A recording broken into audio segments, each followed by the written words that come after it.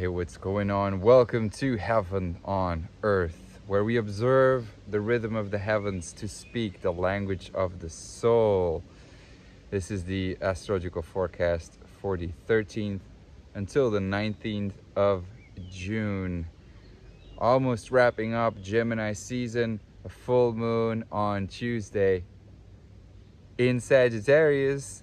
Woo! The full moon spiritual guide.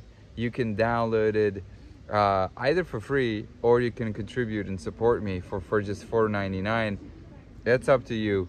Go check it out. The link is in the description below. It's full of the best questions to ask yourself, meditations, affirmations, meaning of the full moon in Sagittarius in detail with the aspects. I mean, just so full of description and mosquitoes.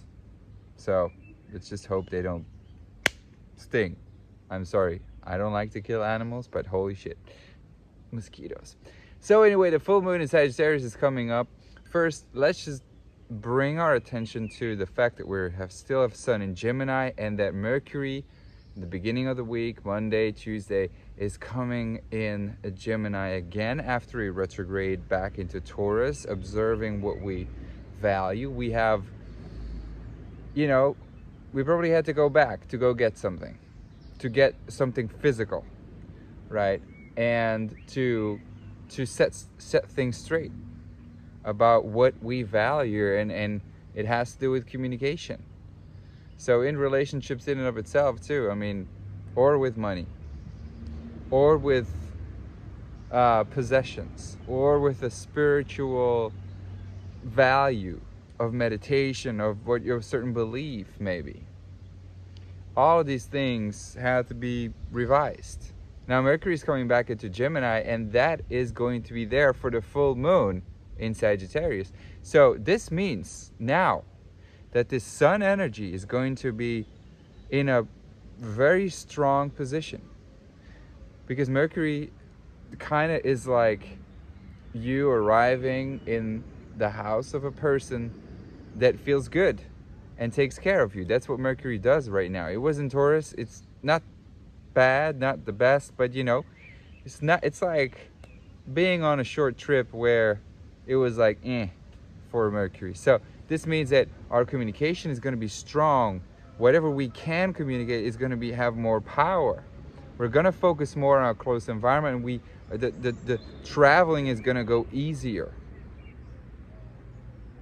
The acquiring of knowledge is more smooth. So things is like a very airy, very light. Things are going to go faster when Mercury comes into Gemini.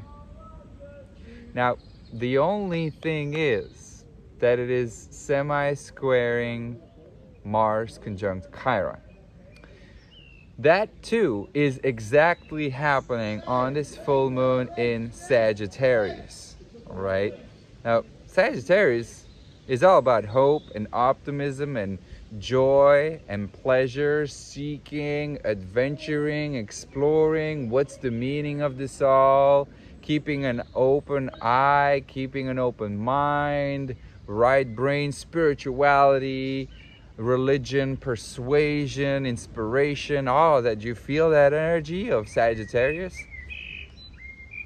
So all of that is, there's things manifesting when it comes down to your certain goals that you've been setting. Like Sagittarius has this energy of general goals that are now manifesting, but also where we could, Jupiter, the ruler of Sagittarius, is in Aries.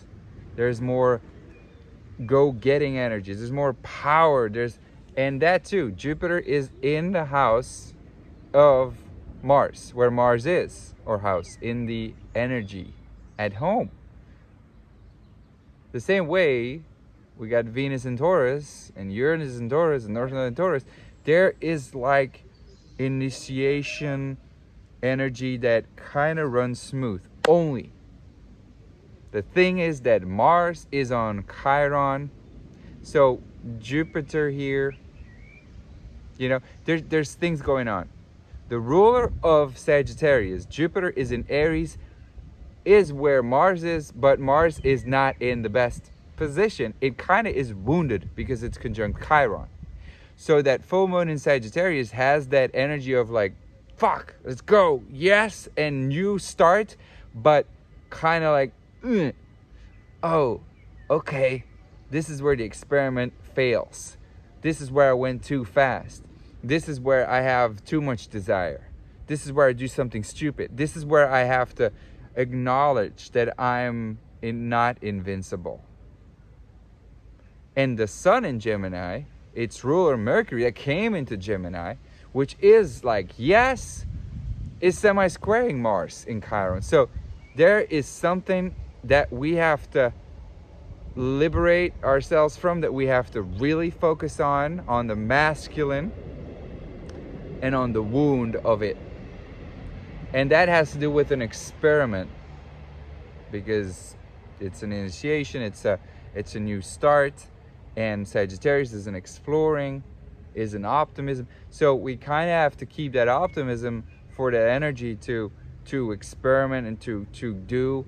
But we've got to also, Mercury semi-square, get the facts straight, right? We have to make sure that we are aligned with our actions, that our words and our actions are the same.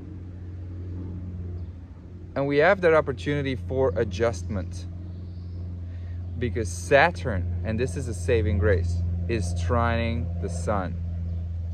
There is an opportunity to be concise, to be precise, to streamline our communication, to stay grounded, and to like process, and everything that has a plan will succeed to the moment where you don't allow that voice inside your head to say like, oh, you know, that ego.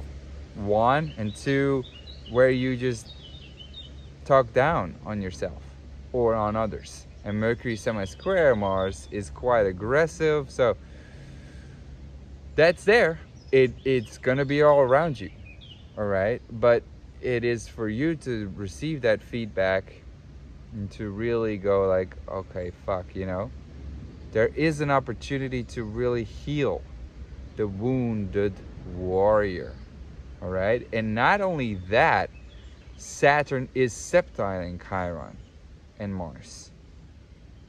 So whatever plan that you come up with together with someone else, or you discover yourself as into, where you have been initiating, not in consideration of other people, where you have been going your own route, and then now have to revise and say, okay, I've hurt some people in the process, I've hurt myself maybe in the process.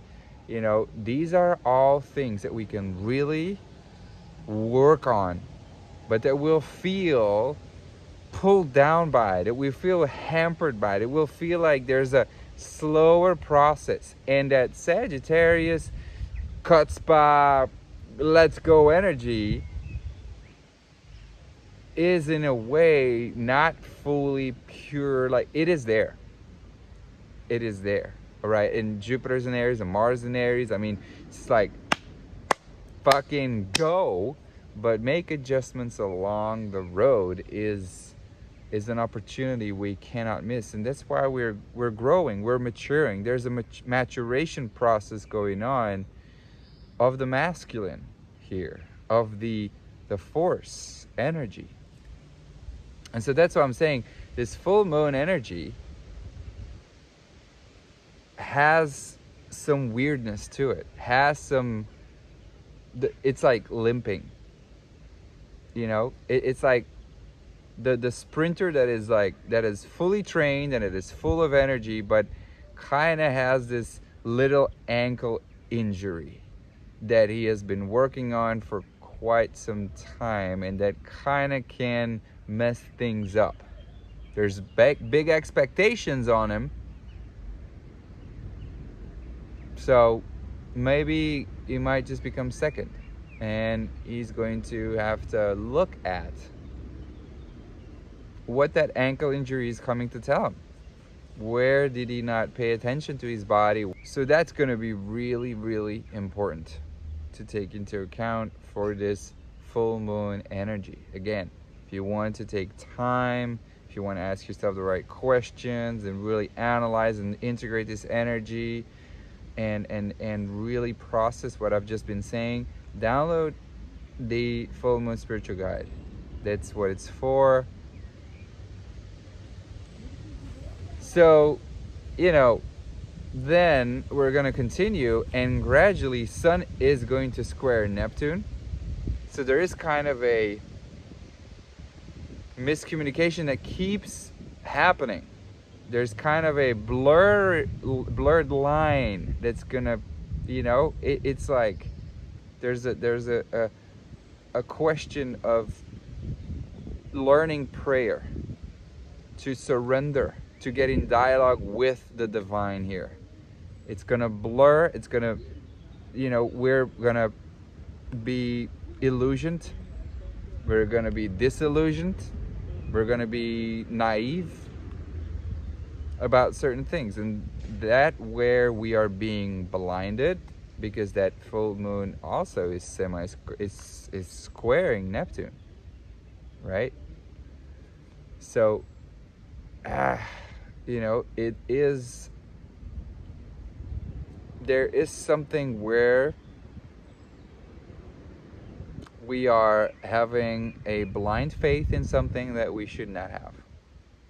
So the invitation is to really meditate, really get in contact with our higher self, and make those adjustments and be guided by spirit, and trust that you're being put on the right path without escaping and saying fuck you, without going too hard for your ideals, because that's the whole thing with the Neptune squaring the moon in Sagittarius, is that there's something that we're purchasing that is outside of us, that we have an image of, this is how it should be, or this is what they promised me and I'm gonna get it. No. You gotta, like Sun and Gemini, check the facts, Mercury semi-square Mars and Chiron, make those adjustments and allow it to be adapted. But when you truly listen, when you get in contact with God, when you pray for real, and if you want to learn how to pray, get into Greg Braden or Carolyn Meese, right? They have both written books on prayer. Just put in Carolyn Meese prayer or Greg Braden prayer, wisdom codes, or the Isaiah effect, whatever, and you will get to the bottom of what true prayer is about. It's not Catholic, just saying lines without feeling or thinking. No, it's so much more than that. So the invitation to pray truly this week, and that is going to intensify by Saturday, when the Sun squares Neptune, when Venus is squaring Saturn and the Moon conjunct. That is going to feel so awkward, and if we are not making those adjustments, Venus square Saturn is going to be really tough, especially because the Moon is on Saturn. We're going to feel alienated, we're going to feel different, we're going to feel like distant, we're going to have really a check-in with our relationships, a check-in with our money, a check-in, like, take care of that shit right now. I'm telling you. Be on top of it, because if you don't, you're gonna regret it. Especially, a good day to do that is Venus trine Pluto and the Moon on Thursday. That's when there's power, that's when there's an ability to transform and to hold a certain kind of grounded energy in the transformation. So that's a good time to really get things straight, to work on it. Thursday, Wednesday, Thursday, Friday, you know. So Sun is going to trine Saturn, so there's, again, a plan, a structure, a work, an adjustment. All right, here you go. You got this. You got all the information you need. Get at it. Much love. See you next week, and let me know how it goes. Hit that like button, hit that subscribe button, and give me a comment. Much love. Take care. Bye bye.